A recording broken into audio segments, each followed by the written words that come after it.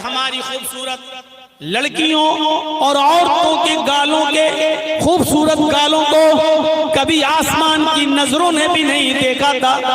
आज हालत ये हो गई है कि इंस्टाग्राम पर और टिकटॉक पर आप डांस करती हुई नजर आ रही हैं। मुझे नहीं मालूम कि आपके बिहार का, कटिहार का और पूर्णिया, हरिया और झारखंड, आपका गुड्डा, साहिबगंज, इन तमाम इलाकों का मामला क्या है, मुझे नहीं मालूम।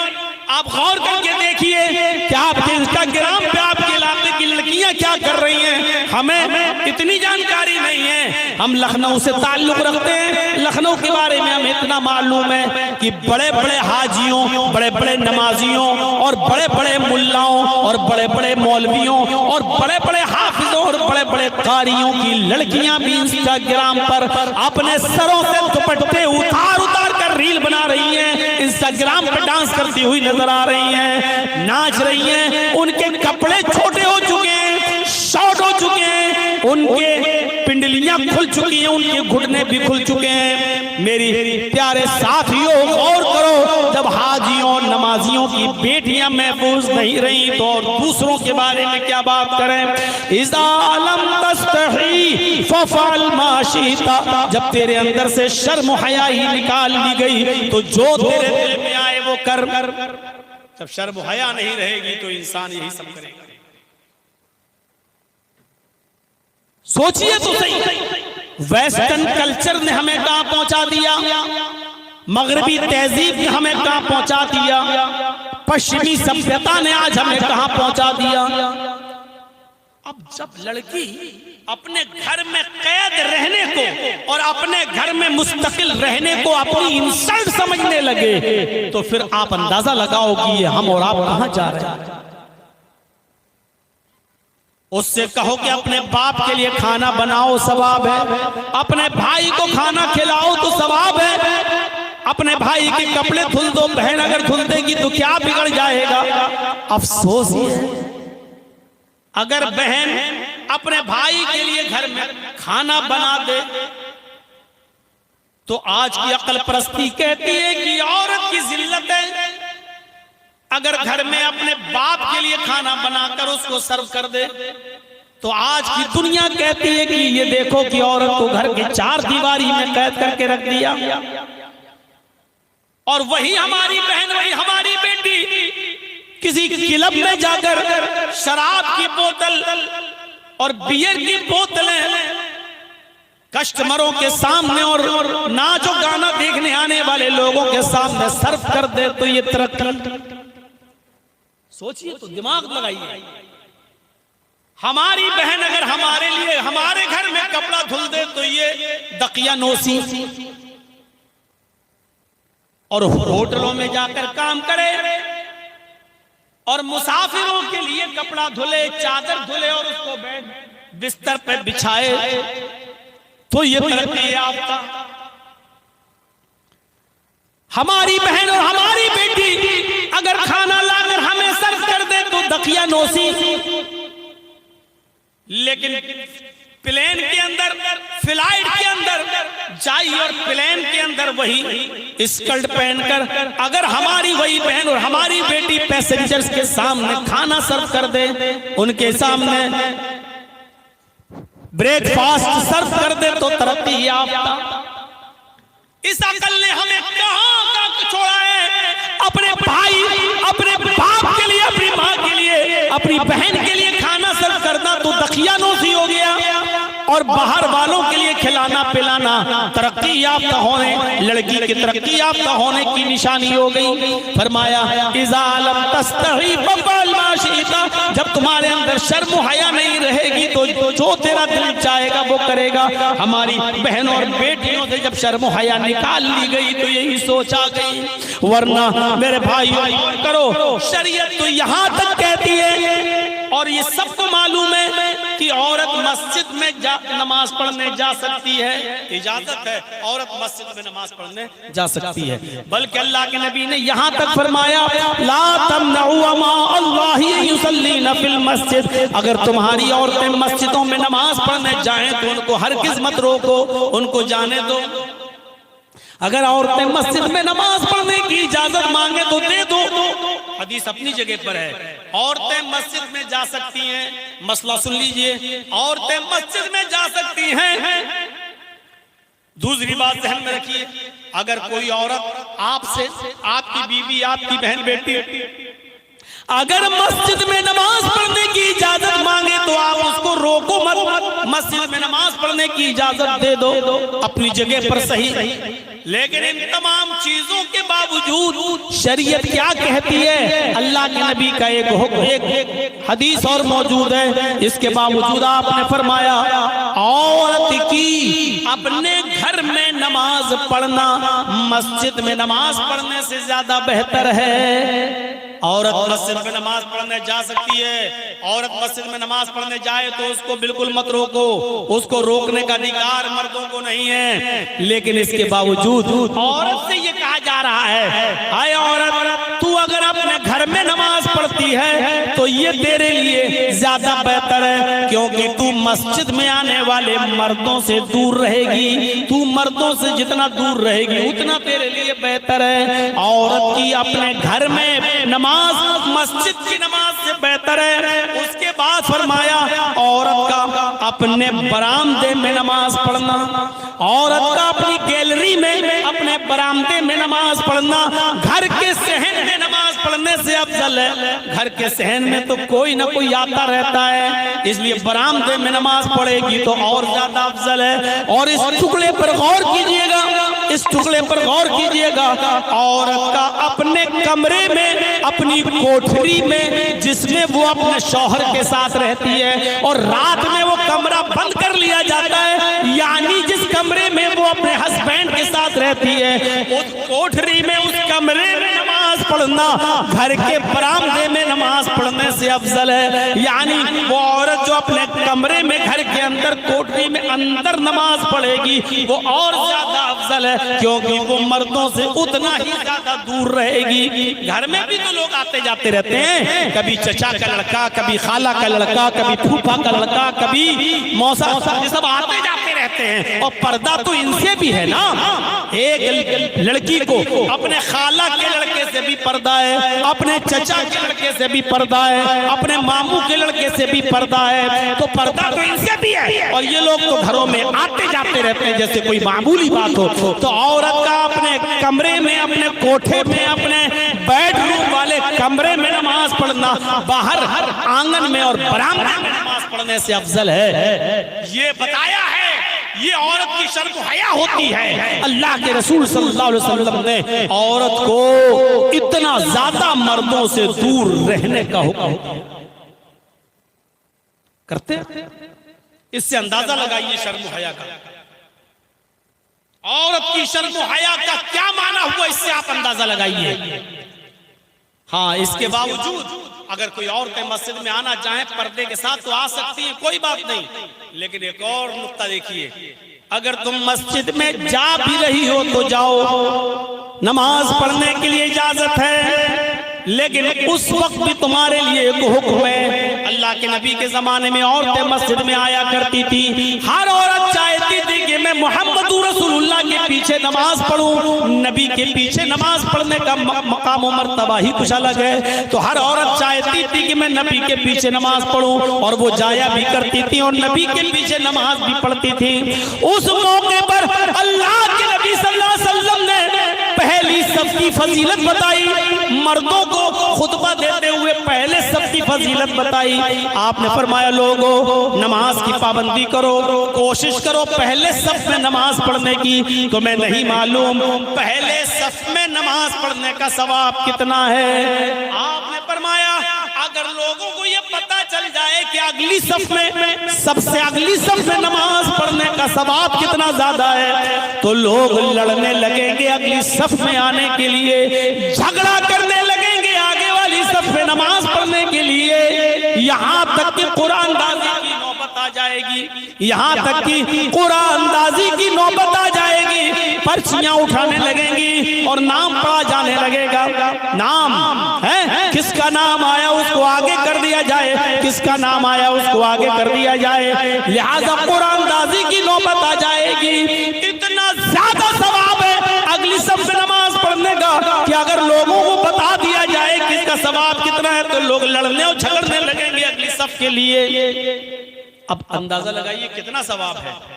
खैरु सुफूफिर रिजाल अव्वलुहा व शर्रुहा आखिरुहा, मर्दों के लिए सबसे बेहतर है कि वो अगली सफ में नमाज पढ़े। सवाब के एतबार से मर्दों की अगली सफ सबसे बेहतर है, और सबसे बुरी सफ है सबसे पीछे वाली। सबसे लास्ट में आया, सबसे पीछे उसको जगह मिली, सबसे पीछे नमाज पढ़ रहा है। अल्लाह अकबर। मर्द की सबसे पिछली सफ सबसे बुरी सफ है सवाब के एतबार से। सवाब की कमी और बेशी के एतबार से सबसे बेकार सफ कौन सी है? सबसे पिछली सफ। अगली सफ का सवाब देख लिया, लेकिन औरतों के बारे में क्या फरमाया?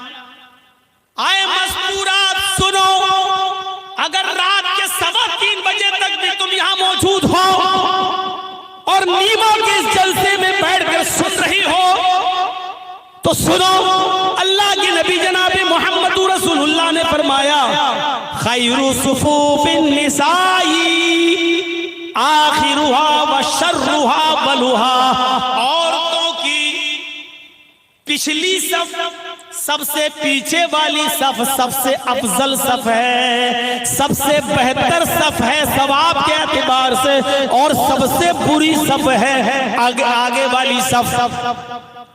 जर्जी साहब नमाज पढ़ा रहे हैं, अल्लाह अकबर। मेरे पीछे मर्दों की 5 सफ़ें लगी हुई हैं, 5 सफ़ें मर्दों की। उसके बाद पर्दा पड़ा हुआ है, और पर्दे के पीछे औरतों की 5 सफ़ें लगी हुई हैं। 5 मर्दों की हैं, 5 औरतों की है, बीच में पर्दा पड़ा हुआ है। तो जर्जीत साहब के पीछे जो मर्दों की अगली सफ है वो सवाब के एतबार से सबसे बेहतर है, और जो सबसे 5वीं सफ जो सबसे पिछली सफ है वो सबसे बेकार सफ है सवाब के एतबार से मर्दों की। लेकिन उसके बाद पर्दा पड़ा है, और पर्दे के बाद 5 सफ़ें औरतों की लगी हुई है। उन 5 सफों में सबसे पीछे वाली जो सफ है औरतों की वो सबसे अफजल सफ है। सबसे ज्यादा सवाब औरत को तब मिलेगा जब वो सबसे पीछे वाली सफ में नमाज पढ़ेगी, और सवाब सबसे कम उस वक्त मिलेगा जब वो आगे वाली सफ में, यानी औरतों की आगे वाली सफ भी सबसे बुरी सफ है सवाब के एतबार से। पीछे वाली सफ सबसे अफजल है क्योंकि वो मर्दों से उतना ही दूर रहेगी। मेरी माओ, मेरी बहनों सुनो, जब मस्जिद के अंदर भी पर्दे के बावजूद तुम्हारी सबसे पीछे वाली सफ को सबसे अच्छी सफ इसलिए कहा गया है क्योंकि तुम मर्दों से दूर रहो। जब मस्जिद में मर्दों से दूर रहने का हुक्म है तुम्हारे लिए, तो शादियों में, ब्याहों में, रस्म रवाज में, कॉलेजों में, स्कूलों में और नेता नगरी में, बाजारों में और मार्केटों में और शादियों में तुम्हारा मर्दों के साथ एक साथ जमा होना जायज कहां से हो जाएगा, और तुम्हें इसकी परमिशन कहां से मिल जाएगी जब मस्जिद के अंदर भी पर्दे के बावजूद, पर्दा होने के बावजूद तुम्हारी पिछली सफ सबसे अफजल है, आगे वाली सफ सबसे बुरी है। तो फिर तुम्हें आम जगहों पर मर्दों के साथ खल्त मल्त होने की इजाजत किसने दे दी है? जलसों में मर्दों के साथ मेले और ठेले लगाने की इजाजत किसने दे दी है? एक ही दुकान पर मर्दों के साथ और औरतों के साथ खरीदो फरोख्त की इजाजत कहां से मिल जाती है? और मेरे भाइयों, अच्छी बात है आपका जलसा और दूसरी जलसों से अलग होता है। यहाँ पूरी कोशिश की जाती है कि औरतों का पंडाल अलग रहे, औरतों की दुकानें अलग रहें, और लेडीज को किसी भी तरीके से मर्दों तक न आने दिया जाए। ये बेहतर चीज है, अच्छी चीज है मेरे भाइयों। कोशिश हर जगह के लिए ऐसी होनी चाहिए, लेकिन आम जगहों पर मैं देखता हूँ और दूसरी जगहों पर जहाँ खल्त मल्त है, लड़के और लड़कियां एक ही साथ दुकानों पर खरीदो फरोख्त करते रहते हैं। मेरे प्यारे साथियों, जर्जी साहब नमाज पढ़ा रहे हैं, मेरे पीछे 5-5 सफ़ें मर्दों की लगी हैं। एक रुकू के बजाय 2 रुकू कर लिया, 2 सजदों के बजाय 1 सजदा या 3 सजदे कर लिए, भूल गया। तो अल्लाह के नबी फरमाते हैं कि अगर मर्दों को मालूम हो तो मर्द सुभान अल्लाह कहकर याद दिला दें। पीछे जो लोग मौजूद हैं उनको चाहिए कि सुभान अल्लाह, अल्लाहू अकबर कहकर याद दिला दें। लेकिन मर्दों को भी मालूम नहीं, पर्दा पड़ा है, औरतों को मालूम है कि इमाम साहब भूल गए, जर्जी साहब भूल गए, तो औरत को अगर मालूम हो जाए या कोई इमाम साहब भूल गए, बजाय रुकू के सजदे में चले गए या 2 सजदों के बजाय 3 सजदे कर लिए, तो उन औरतों को हुक्म है कि वो सुभान अल्लाह नहीं कहेंगी, अल्लाहु अकबर नहीं कहेंगी। ओ मेरे भाइयों, गौर करो, जिस औरत की आवाज का इतना पर्दा कि सुभान अल्लाह तक कहने की परमिशन नहीं, अल्हम्दुलिल्लाह, इन जुमलों से ज़मीन व आसमान नेकियों से भर जाते हैं, लेकिन इन जुमलों को भी कहने की इजाजत नहीं दी। अल्लाह के नबी ने फरमाया कि अगर औरत को मालूम हो जाए कि इमाम भूल गया तो वो इस तरीके से ताली बजाएगी, पीछे से ऐसे ऐसे ताली बजाकर याद दिलाएगी और ये आवाज इमाम तक पहुंच जाएगी और इमाम समझ जाएगा कि मैं भूल गया हूं। उन औरतों को सुभान अल्लाह, अल्लाहु अकबर जब कहने तक की परमिशन नहीं है, तो इंस्टाग्राम पे गाने गाने की और डांस करने की परमिशन किसने दे दी है? अपनी आवाज में गैरों तक अपनी आवाज को पहुंचाने की इजाजत किसने दे दी है? ये परमिशन कहां से आ गई? इज़ा लम तस्तही फफ़अल मा शि'त, जब तेरे अंदर शर्म हया नहीं रहेगी तो जो तेरा दिल चाहेगा वो करेगा। आज वही हो रहा है, आज वही चीज है सामने। और आखिरी चीज पर तवज्जो दीजिए, अल्लाह के नबी फरमाते हैं, जब औरत से निकाह के मौके पर सवाल होता है, हमारे यहाँ तो ये होता, आपके यहाँ क्या होता है मैं नहीं मालूम, जिस दिन बारात आ जाती है तो दूल्हा के निकाह से पहले लड़की के पास लोग जाते हैं, एक वकील होता है, 2 गवाह होते हैं। लड़की वालों की तरफ से वकील होता है और लड़के वालों की तरफ से गवाह होता है, या लड़की वालों की तरफ से वकील और हालांकि शरीयत में वकील गवाह कुछ नहीं है, शरीयत में है ही नहीं, लेकिन यहाँ होता क्या है, एक लड़की वालों की तरफ से एक वकील और लड़के वालों की तरफ से 2 गवाह लड़की के पास जाते हैं और वहां उससे कहते हैं कि फला फला के साथ तुम्हारा निकाह किया जा रहा है, क्या इतने इतने रुपए मेहर के बस क्या तुमने उस लड़के को निकाह में कबूल किया? अब वो लड़की खामोश, शर्म की वजह से नहीं बोल रही। फिर उससे कहा जाता है निकाह कबूल किया। 2-3 बार जब लड़की खामोश रहती है तो उसकी सहेलियां आपस में कहती हैं, कह दो हाँ किया, कह दो किया, कह दो किया। और जब तक वो बेचारी बोल नहीं देती कि हाँ मैंने निकाह कबूल किया, तो पूछा जाता, वकील पूछता गवाहों से, तुमने सुना? गवाह कहते कि नहीं सुना। तो दोबारा बोलेगी लड़की, हाँ मैंने निकाह कबूल किया। जब वो जोर से बोल देगी तब गवाह कहेंगे हाँ मैंने सुन लिया, तब लड़के का निकाह होगा और ये गवाह कहेंगे हाँ मैंने सुना, लड़की ने कबूल किया। क्या जहालत और बर्बरियत है! ये वकील भी जाहिल, गवाह भी जाहिल। अरे तुम्हें किसने कहा था कि तुम उसके पास जाओ? अरे जब लड़की को शादी वाले दिन लड़के की तरफ से आए हुए कपड़े जब लड़की ने खुशी खुशी पहन लिए, समझ लो कि वो राजी है, समझ लो कि ये उसकी इजाजत है। और फिर भी तुम पूछते हो तो एक बार पूछो, फला लड़के के साथ तुम्हारा निकाह किया जा रहा है, क्या तुम्हें कबूल है? वो नहीं बोल रही है, खामोश है। अब दोबारा मत कहो उससे, क्योंकि अल्लाह के नबी ने कह दिया इज़्नुहा सिमातुहा, उसकी खामोशी ही उसकी इजाजत है। मत कहलवाओ उससे बार बार, जब वो खामोश हो गई वही उसकी इजाजत है। जब खामोशी इजाजत है तो तू जबरदस्ती क्यों कहलवा रहा है? अकल के अंधे क्यों कहलवा रहा है? कबूल किया, जोर से बोलो, सुना नहीं? बोलो, अभी इन्होंने नहीं सुना, जबरदस्ती तुम कहलवा रहे हो। अरे लड़कियों की शर्म हया का अल्लाह के रसूल ने इतना ख्याल रखा कि वो मारे शर्म के नहीं बोल पाएंगी, क्योंकि उनमें शर्म होती है, हया होती है, और ये उनकी शर्म हया का तकाजा है कि वो नहीं कह पाएंगी, इसलिए उनकी खामोशी को ही उनकी इजाजत समझ लो। ये शर्म हया है औरत की, जो इतना भी ना कह पाए हाँ मैंने कबूल किया। अल्लाह के रसूल कह रहे हैं कि खामोशी को इजाजत मान लो। इस रात के 3:15 3:30 होने वाले हैं, इस वक्त भी खामोश रहने वालियों की चोंचें चल रही होंगी। हला कैसे हो, कहाँ हो, किधर हो, कहाँ मिलोगे, गुटरगू जैसे 2 कबूतर चोंचे लड़ाते हैं, ऐसे इस रात के 3:30 बजने वाले हैं। इस वक्त ये उन लड़कियों का हाल है जिनके बारे में शरीयत ने कहा कि उनकी शरीयत शर्म इतनी होती है कि बेचारी शर्म की वजह से नहीं बोल पाती हैं, तो उनसे जबरदस्ती मत कहलवाओ, उनकी खामोशी ही उनकी इजाजत है। उसी खामोशी पर मान लो कि उन्होंने निकाह कबूल कर लिया है। जिनको जबरदस्ती कहलवाने का हुक्म नहीं दिया, आज उनकी चौंचे चल रही होंगी रात के 3:15 और 3:30 बजे भी। तो मेरे प्यारे साथियों, बस 1.5 घंटे की इतनी तकरीर पर इत्तिफा करते हुए आपसे रुखसत होता हूँ। ये 3 चीजें याद रखिएगा, ला इलाहा इल्लल्लाह, और रास्ते से तकलीफ दे चीज को हटा देना, और शर्म हया। अल्लाह रब्बुल आलमीन हमारे अंदर मुकम्मल ईमान पैदा फरमा दे। ईमान की जितने शोबे और ब्रांचेस हैं सब हमारे अंदर पैदा फरमा दे। अल्लाह जब तक तू हमें जिंदा रख, तौहीद पर जिंदा रखना, और जब हमारा खात्मा हो तो ईमान पर हमारा खात्मा फरमाना। जितने लोग थे, मैं आया था, सबसे चाहे वो कम ही हो, लेकिन सबसे बड़ी खुसूसियत ये देखी आज मैंने कि